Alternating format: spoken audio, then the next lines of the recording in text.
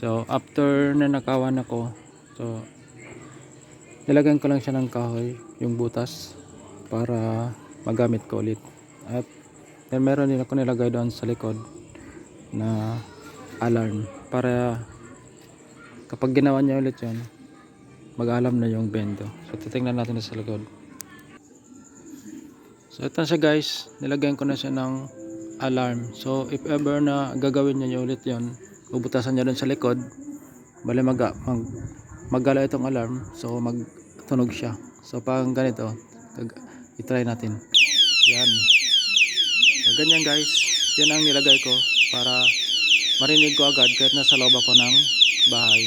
At syempre, nilagyan ko rin siya ng CCTV. So para makita ko siya doon sa loob ng bahay.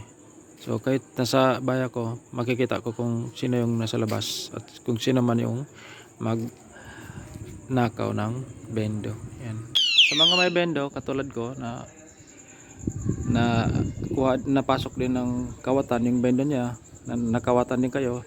So lagyan niyo rin ng ganito tulad na nilagay ko para safe yung bendo nyo. So in case na may magnakaw ulit, so pwede naman siyang marinig sa labas, mag-iinga agad yung alarm, so makagising agad kayo. So yan lang guys,